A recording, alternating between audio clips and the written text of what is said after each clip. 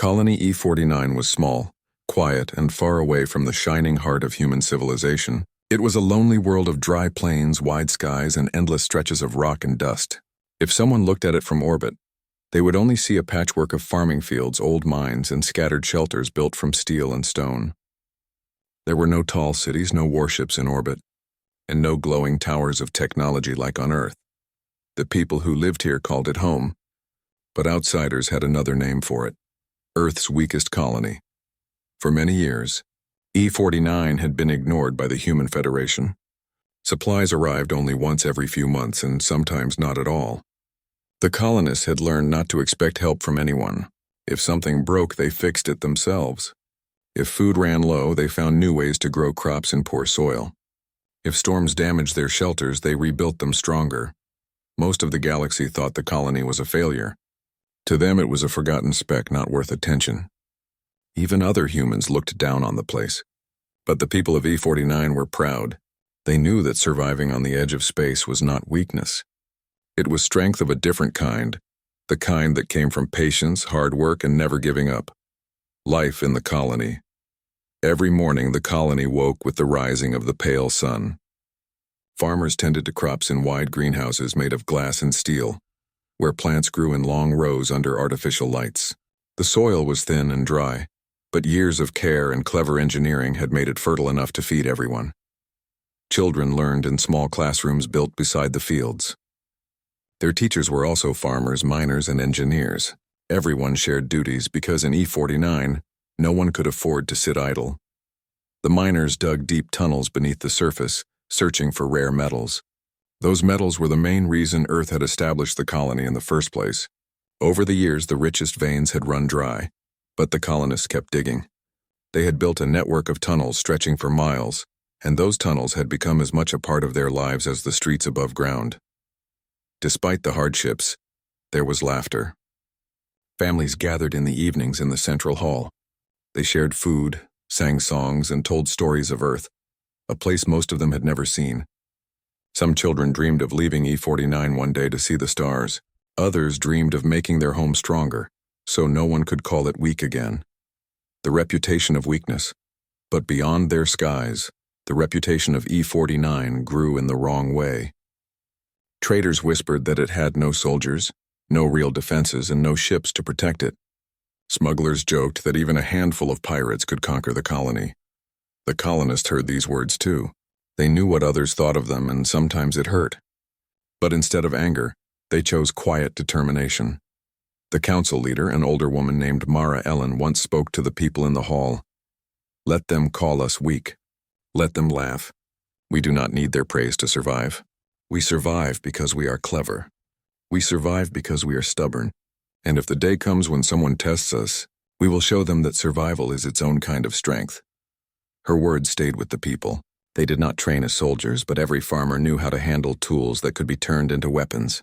Every miner knew the tunnels well enough to use them as traps if needed. Every engineer kept secret notes about how to turn broken machines into useful defenses. It was not an army. It was not a fleet. But it was something. Shadows beyond the stars far away, beyond the colony's quiet skies, another power was watching. The Karth Dominion, a warrior empire that valued conquest above all else, had heard the same whispers about E49 to the Karth. Weakness was an invitation. They had crushed worlds far richer and stronger than E49. They had burned cities, enslaved people, and left ruins behind them. When they heard of a human colony with no defenses, they did not see a settlement. They saw an easy prize. Scouts reported back with their findings. No orbital guns, no fleets, no soldiers. The Karth commanders laughed. 7 minutes, one of them said. That is all it will take. Their fleet began to move. The calm. Before the storm back on E49, life continued as normal. The people were unaware of the danger racing toward them through the void of space. Children played in the dusty streets. Farmers worked in the greenhouses. Miners dug deeper tunnels. Mara Ellen, the council leader, walked through the central square, greeting her people. She carried a quiet weight in her heart, though she did not show it. She had always feared the day when someone would test their so-called weakness. In the workshop district, engineers worked on repairing old machines. A young man named Jonas tested a drone that had once been used for farming. The drone rolled across the floor, spraying water from broken pipes. Jonas laughed and said, "One day I'll make this thing useful again." His friends teased him, but he kept working. No one knew then how useful his ideas would become. The miners, deep underground, widened a tunnel that had nearly collapsed. They had reinforced walls with metal beams, creating chambers that could easily be sealed if needed. The tunnels were their lifeline for safety. They did not realize these tunnels would soon become something far more important: the colony's spirit. That night, the colony gathered again in the hall. The musicians played old Earth songs and the children danced. Mara looked at their faces full of hope and innocence. For a moment, she allowed herself to believe that life would continue as it always had, in hardship but also in joy. She looked at Jonas laughing with his friends. She looked at the miners with dirt still on their hands from the day's work. She looked at the teachers, the mothers, the fathers, all smiling despite the struggles of their daily lives. And she thought of the words she had spoken long ago. If the day comes when someone tests us, we will show them. The unseen arrival high above the colony, hidden among the stars, the Karth fleet entered the system. Their ships were sharp and dark, like blades cutting through the void.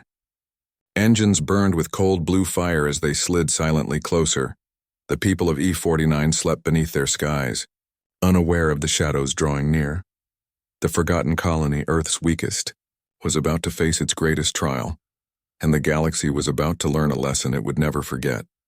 The morning sun rose slowly above colony E49, painting the rocky plains with soft light. It seemed like another normal day.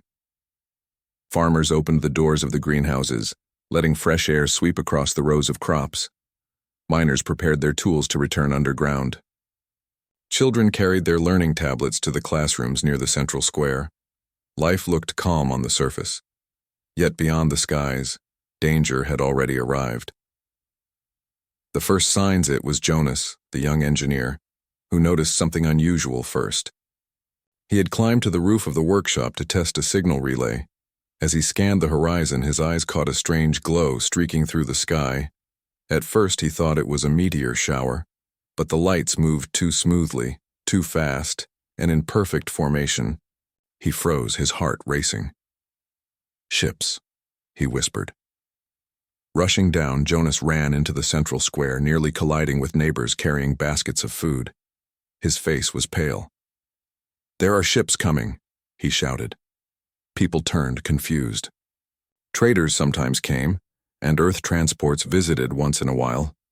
But Jonas's voice carried fear, not excitement. Within minutes, the council members gathered at the hall. Mara Ellen, the leader, listened carefully as Jonas described the sight. She did not doubt him. Her own instincts told her what it meant. "They are not traitors," she said softly. "They are coming for us." The enemy revealed. The sky darkened as the ships entered lower orbit. At first they appeared as silver specks, then as enormous shadows blocking the light of the sun. The colony had never seen such vessels before, sleek, armored, and bristling with weapons. Children cried out in fear. Adults stood frozen, staring upward, unable to believe what they saw. Then the loudspeakers of the enemy ships roared with alien voices. The harsh language of the Karth Dominion echoed across the plains, though no one understood the words. The meaning, however, was clear enough. The invaders had come to conquer. Moments later, dropships detached from the fleet. They descended, like falling stars, trails of fire behind them, landing in the dust outside the colony walls. The ground shook as their heavy frames struck the earth. The Karth warriors marched out. They were tall, armored, and armed with glowing rifles. Their helmets shone in the sun, their steps heavy like thunder. To the colonists, they looked like monsters from ancient stories. The invaders moved with confidence. They believed the colony would surrender without a fight. After all, to them this was only Earth's weakest settlement. Panic and fear chaos spread quickly. Families rushed to gather their children. People screamed as the Karth soldiers began moving toward the colony streets. The colonists had no war machines to stop them. They had only simple tools, farming equipment, and their bare hands. Mara Ellen stood on the steps of the council hall, her face stern. She raised her hand for silence. "Do not panic," she called out. Her voice, calm and strong, cut through the fear. "We knew this day could come. We will not give them what they expect." Her words steadied many hearts, but fear still lingered. The council hurried to the old communication chamber beneath the hall. Jonas, still shaken, followed them. Maps of the colony were spread out on a table: streets, greenhouses, mines, and tunnels. Mara pointed to the network of underground passages. "These tunnels are our shield," she said. "The enemy does not know them. They will think we are helpless above ground. We will show them otherwise." Preparing the people messengers spread through the colony. Families were guided into safe chambers beneath the surface. Farmers shut down the irrigation pumps, secretly rerouting pressure into hidden pipes. Engineers dragged old drones from storage, stripping them of tools and replacing them with improvised charges. Jonas worked without pause, his hands shaking but steady enough to finish the job. "These drones once watered fields," he told his friends, "but today they will water our enemies with fire." The miners sealed sections of tunnels, creating traps that could collapse with the pull of a lever. They carried metal beams, rocks, and fuel barrels into the passages, turning the underground into a labyrinth of danger. Every man, woman, and youth who could carry a tool took part. Even children helped by carrying supplies to shelters. The colony had no soldiers, but at that moment, every colonist became a fighter. The enemies advanced outside. The Karth moved forward.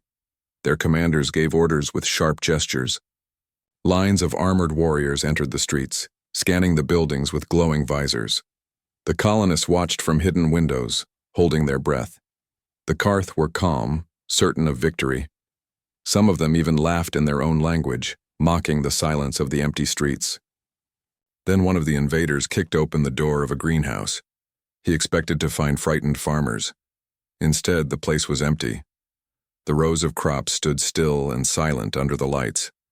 Another squad entered the mine's entrance, only to find the tunnels abandoned. To the Karth, it looked like the colonists had already fled. Their commanders laughed, believing the conquest would be bloodless. But under the ground, behind walls, and inside workshops, the colonists waited. Sparks of resistance. Mara stood at the entrance of the council shelter, speaking softly to those around her.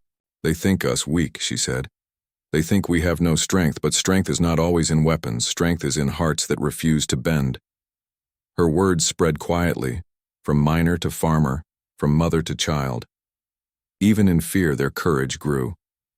Jonas crouched near his line of modified drones, hands ready on the control device. His eyes never left the street above. "Just a little closer," he whispered. The miners stood in their tunnels, holding ropes tied to beams that held up tons of stone. One signal, and they could bury intruders alive. Farmers crouched behind their irrigation systems, waiting to release pressurized streams of boiling water. The colony, once thought helpless, was ready. The moment before the storm, the Karth warriors pushed deeper into the colony. Their heavy boots echoed against stone. The air smelled of dust and smoke from their engines. They spread out, searching for the people they expected to capture. Still, the colonists stayed hidden. The silence of the streets made the invaders uneasy. They raised their rifles, scanning every shadow, but they had no idea that every corner was already prepared against them. Time seemed to slow. Jonas's thumb hovered over the control switch. The miners gripped their ropes. The farmers pressed their hands against levers. Mara stood tall, her eyes calm and focused. The first trap had not yet been sprung. The battle had not yet begun, but the people of E49 were ready to fight for their lives, their homes, and their future. The invasion had started. The galaxy believed the colony would fall, but in the silence before the storm, one truth was clear. The Karth had made a mistake. They had come to conquer Earth's weakest colony. They were about to face Earth's most dangerous survivors. The morning air was dry and still, but tension clung to every street of Colony E49. Above, the Karth Dominion soldiers advanced with confidence. their armor gleaming under the sun, rifles held ready. They believed the colony would crumble in minutes, that untrained farmers could never stop an organized fleet of warriors. What they did not know was that the people of E49 had prepared for this day for years. Every tool, every tunnel, every machine had been readied for a fight they had hoped would never come. But now, it would. Minute 1. The earth trembles. The Karth soldiers marched into the streets, voices echoing as if victory had already been won. Dropships hovered, projecting shadows over the fields. Children hid behind walls, mothers clutched their young, and fathers stood silently, gripping tools that could serve as weapons. Then, without warning, the first trap was triggered. Underground, a miner pulled a lever, and a section of the main street collapsed.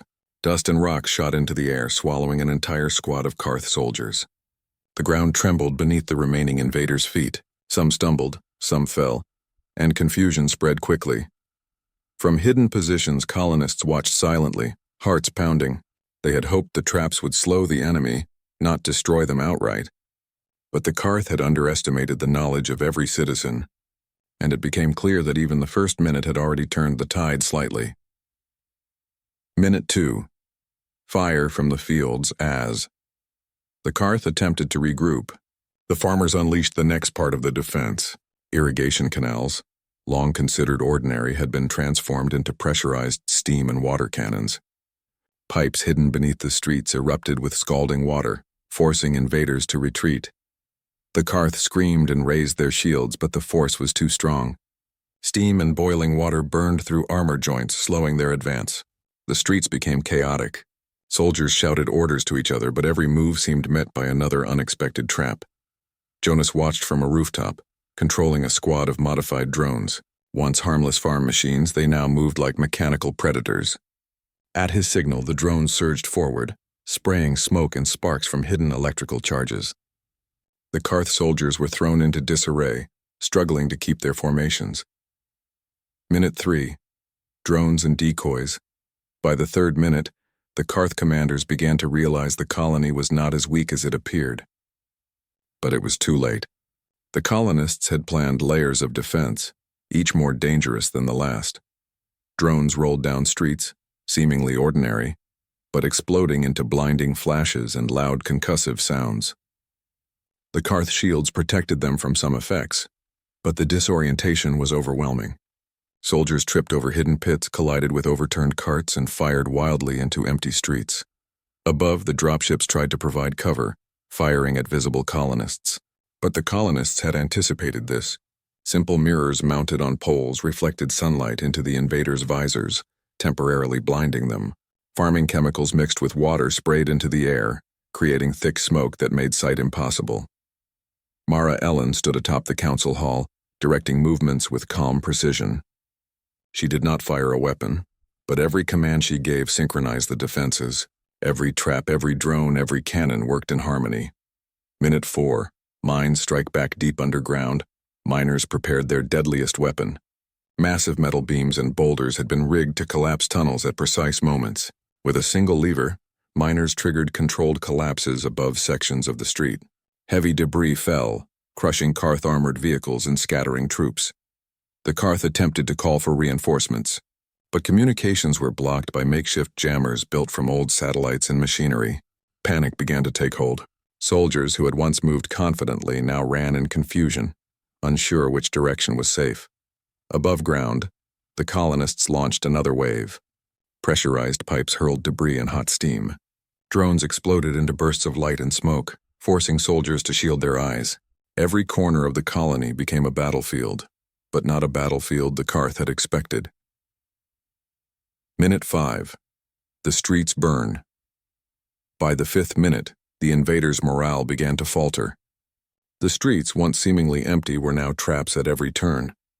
Fires, explosions, and collapsed streets slowed their progress to a crawl. Colonists emerged from hidden positions to attack strategically. Women and men wielded tools and weapons modified for combat. Hammers that could crush helmets, ropes that could pull enemies into pits, and net launchers designed to entangle soldiers. Jonas guided his drone squad through a narrow street.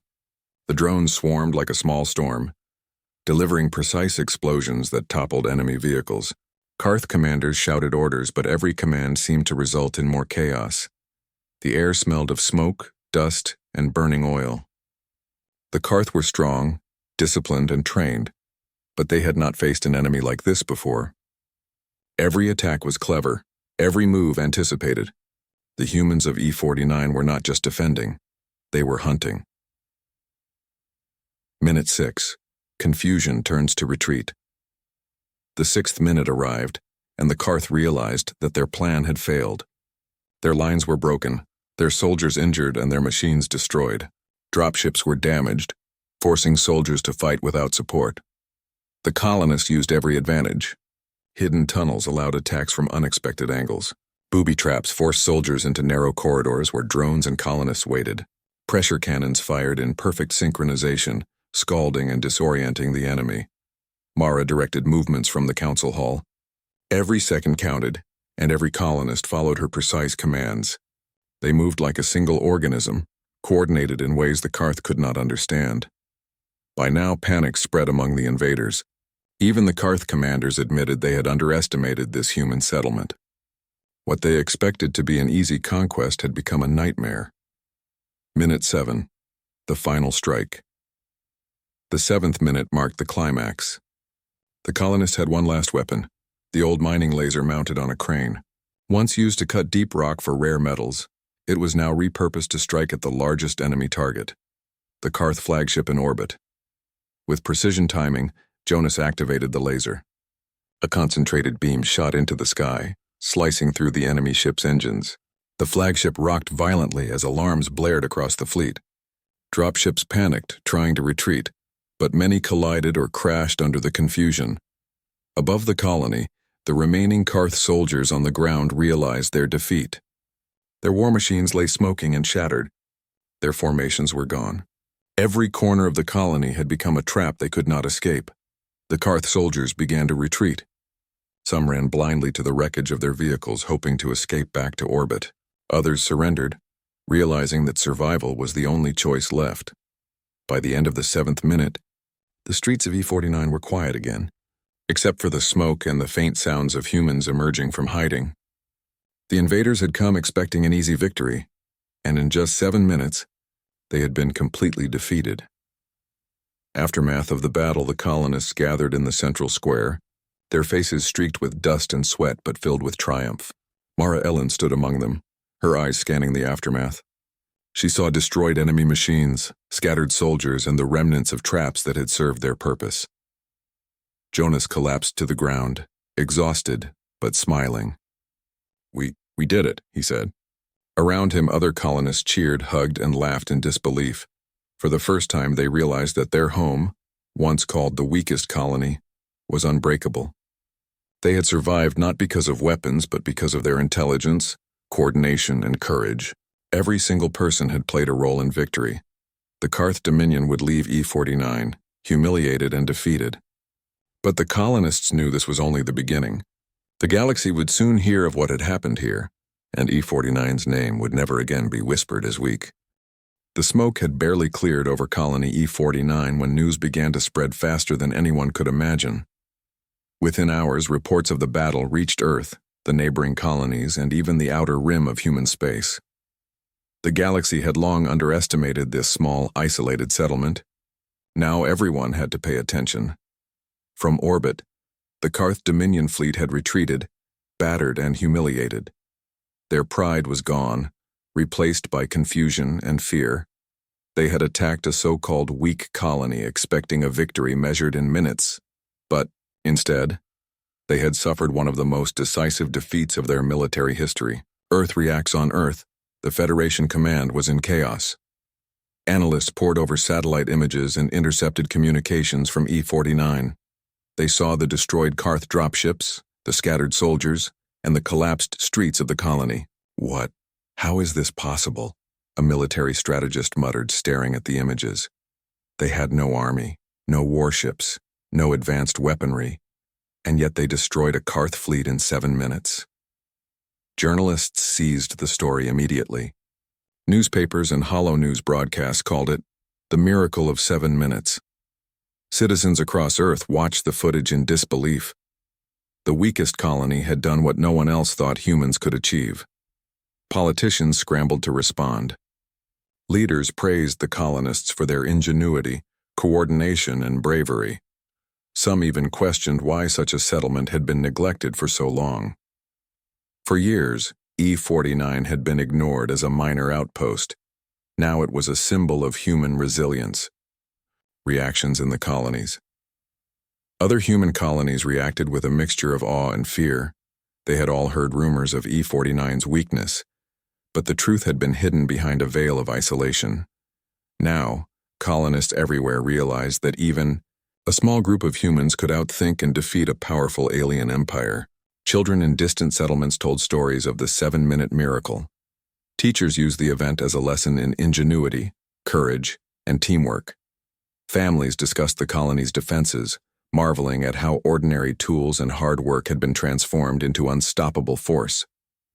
Even small outposts began re-evaluating their own defenses. Engineers and planners studied E49's techniques, considering tunnels, improvised drones, and simple machines repurposed for combat. The lesson was clear. Humans could be underestimated at their peril. The Karth Dominion in turmoil. In the dark halls of the Karth Dominion, commanders gathered in urgent council. Their pride had been shattered, their reputation in the galaxy tarnished. Reports came in from scouts and surviving soldiers, describing traps, tunnels, and an intelligence they could not understand. "Impossible," one general hissed. "They are humans, but they are not weak." Another commander slammed a clawed hand on the table. "Every estimate was wrong. Every assumption was wrong. We were defeated by farmers and miners." For the first time, the Karth realized that humans were unpredictable. They were clever, resourceful, and coordinated in ways no one had anticipated. A small, forgotten colony had turned into a symbol of human danger. The generals began to worry, not just about E49, but about what it meant for every world in the galaxy. The spread of the legend as word of the victory spread. Alien species across the nearby systems whispered in astonishment. Traders, explorers, and mercenaries shared the story in hushed tones. A tiny human colony had destroyed a major Karth fleet in 7 minutes. To the galaxy, humans had long been seen as intelligent, yes, but fragile. Their fleets were limited, their weapons less advanced than some alien empires. Yet the battle at E49 shattered all expectations. Humans were not weak. They were survivors, thinkers, and fighters. News reached distant planets even faster than messages could travel. Hollow communications from E49 were broadcast across human networks, showing the calm faces of colonists amidst ruins, the clever traps, and the precision of their defense. Experts analyzed every move, impressed at how ordinary tools had been turned into extraordinary weapons. E49 became a legend overnight. Children across human space dreamed of visiting the colony. Scholars debated the battle strategies. Military analysts wrote thousands of reports trying to understand how a settlement so small could achieve what large armies could not. The people of E49 celebrate back on the planet itself. The people of E49 began the slow process of recovery. Streets were cleared of rubble, greenhouses repaired, and tunnels inspected for damage. Despite exhaustion, there was laughter, songs, and celebration. Mara Ellen walked through the central square, watching her people rebuild. She saw miners repairing collapsed tunnels, engineers reassembling drones, and children playing among the ruins of what had once been Karth machines. "Today we survived," she said quietly to Jonas. "Tomorrow we will rebuild, and one day the galaxy will know not just that we exist, but that humans cannot be crushed." Jonas nodded, exhausted but smiling. "We showed them what it means to fight for our home," he said. Families shared. Meals in the streets, neighbors hugged, and for the first time in years the colony felt truly united. They had survived an impossible test, and they had done it together. Lessons for the galaxy. The victory of E49 sent ripples throughout human space. Other colonies began rethinking their defenses. Training programs were updated. Every citizen was encouraged to learn basic survival and defense skills. Military planners studied E49's methods: tunnels, improvised explosives, repurposed drones, and coordinated citizen defense. They realized that in human hands, even simple tools could become powerful. Strategy, courage, and coordination were just as important as technology or numbers. The Karth Dominion, meanwhile, began to face fear where once they had only seen opportunity. Commanders knew they could not dismiss humans again. Small settlements, previously thought harmless, could now be deadly. Plans for conquest were reconsidered, and caution replaced arrogance. A shift in perception. For centuries, humans had often been underestimated by alien civilizations. Colonies were dismissed, fleets were underestimated, and the species as a whole was seen as clever, but weak. E-49 changed all of that in 7 minutes. Other alien empires began to take notice. They realized that human ingenuity could not be measured by technology alone. A small settlement could outthink and outmaneuver forces far larger and stronger. Within the Human Federation, morale soared.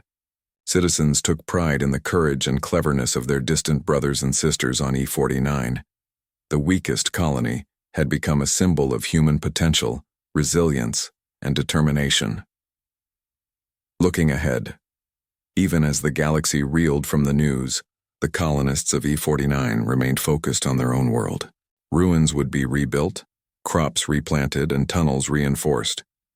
The colony had survived a battle that no one thought possible, but they knew that vigilance was now more important than ever. Mara Ellen addressed the citizens in the central square. Her voice, strong and calm, carried across the streets. "We have shown the galaxy that humans are not to be underestimated," she said. "We have protected our home with courage, intelligence, and unity. But this is only the beginning. We must remain strong, continue to prepare, and never let anyone believe we are weak again." Her words were met with applause, cheers, and the sound of children laughing. E-49 had survived the impossible. The galaxy had witnessed a miracle, and humanity's reputation had shifted forever. The dust had settled over colony E-49, but the memory of the battle lingered in every street, every tunnel, and every heart. Families walked carefully over rubble, checking that their homes and greenhouses had survived. Farmers inspected their fields, making sure crops had not been damaged by debris or the scalding water from their own improvised defenses. Yet despite the destruction, there was a sense of pride stronger than any fear. The colony had faced the might of the Karth Dominion, a force feared across the galaxy, and had won in just 7 minutes. Rebuilding and renewal, the colonists wasted no time. The people of E-49 had always been resourceful, but now their resourcefulness carried a new purpose: rebuilding a colony stronger than before. Families, miners, and engineers worked side by side. Broken walls were repaired, tunnels reinforced, and streets cleared of debris. Jonas led a team of engineers to repair drones and machines used in the battle. Some drones had been destroyed, but others could be rebuilt or modified for the future. "We will not rely on luck," he said. "We will be ready for anything next time." Miners cleared collapsed tunnels, ensuring that hidden passages could still serve as both lifelines and defenses.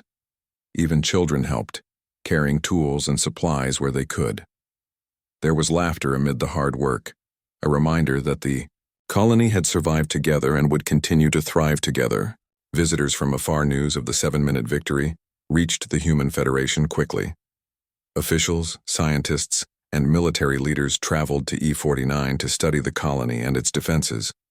They wanted to understand exactly how a small settlement could defeat one of the most feared warrior races in the galaxy. Mara Ellen welcomed the visitors. She showed them the tunnels, the irrigation systems, and the modified drones. She explained the strategy, the timing, and the coordination that had allowed ordinary citizens to become extraordinary defenders.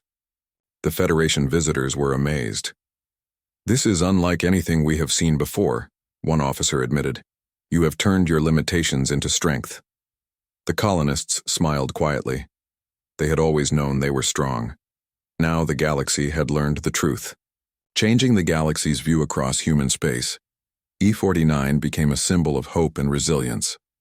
Other colonies began studying their own settlements for weak points, learning from the tactics used in E-49. Engineers and strategists created training, Programs for every citizen, teaching skills in defense, problem-solving, and coordination. The Karth Dominion, meanwhile, avoided E-49. Their pride had been shattered, and their soldiers carried the memory of defeat. In secret councils, commanders warned each other, never underestimate humans. Even the smallest of their settlements are dangerous. Alien traders and explorers whispered stories of the colony's defense, telling tales of how humans could turn fields, tunnels, and simple machines into lethal weapons. E-49 had redefined the perception of humanity across the stars. Lessons. Learned for the people of E-49, the battle had taught more than tactics, it had taught unity. Every citizen, from the youngest child to the oldest elder, had played a role in the defense. Farmers, engineers, miners, and teachers had all contributed, proving that strength comes not only from weapons or armies, but from determination, intelligence, and collaboration. Mara Ellen reminded everyone of this in the central square, standing before the gathered citizens. We have survived the impossible because we work together. Our home is stronger than it was yesterday, and it will grow even stronger tomorrow. The galaxy may watch us now, but we know who we are, and we know what we can do. Her words were met with applause and cheers. Children raised their hands, imagining the stories they would tell of bravery, cleverness, and survival. New defenses and innovations. E-49 did not stop at rebuilding. The colonists took the lessons of the battle and used them to innovate further. Engineers designed new drones capable of both farming and defense. Miners built tunnels with multiple hidden exits, making them nearly impossible to trap enemies in. Farmers created irrigation systems that could flood streets or spray deterrents in moments. Training programs for every citizen became standard. Every child learned basic tactics, and every adult practiced drills in case the Karth, or any other invaders, returned.